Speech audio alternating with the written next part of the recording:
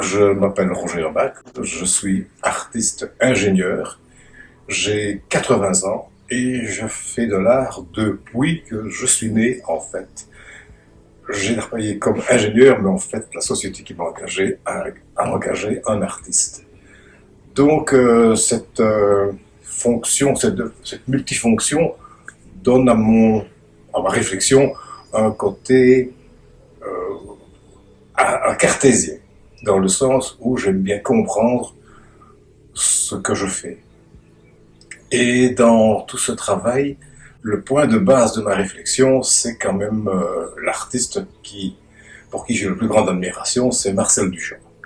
Marcel Duchamp, c'est mon père en art, et comme je suis son fils, j'ai un rôle avec lui, c'est de le dépasser. Eh bien, c'est en écoutant une interview de Marcel Duchamp qui parle de sa difficulté dans ses ready-made à trouver des pièces qui sont insipides.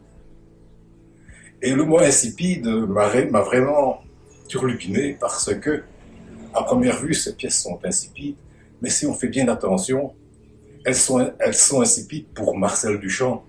Donc, moi, je trouve qu'il y a une faille dans le travail de Duchamp et j'en profite pour aller creuser cette faille. C'est là que je peux, me semble-t-il, essayer de me dépasser. Alors, comme pour moi, ces travaux ne sont pas insipides, quoi qu'ils disent, je me suis dit, je vais lui faire, moi, des travaux insipides. Parce que là, il y a place pour moi. Comme je suis ingénieur, je peux y réfléchir à ça. Et donc, tout mon travail, toute ma réflexion, mon concept, ma démarche consiste à faire des travaux insipides en art. Comment j'y arrive? Eh bien, j'y arrive en enlevant au maximum l'ego de l'artiste, mon ego.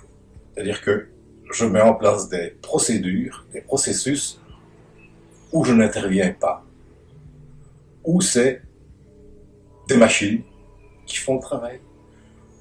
Mon chien, mes petits-enfants, mes courants d'air et tout ce qui peut influencer la réalisation, je dirais la création.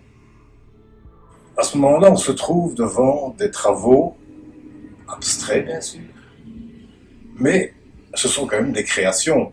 Et comme j'interviens très peu, qui a créé ces pièces?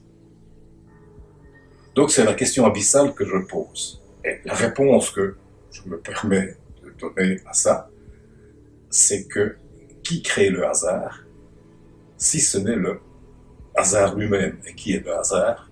Eh bien, je pense que dans ce cas-ci, c'est le cosmos. Ce sont les événements cosmiques qui, en permanence, modifient le lieu, l'espace, et fait que ce que nous faisons n'est jamais reproductible.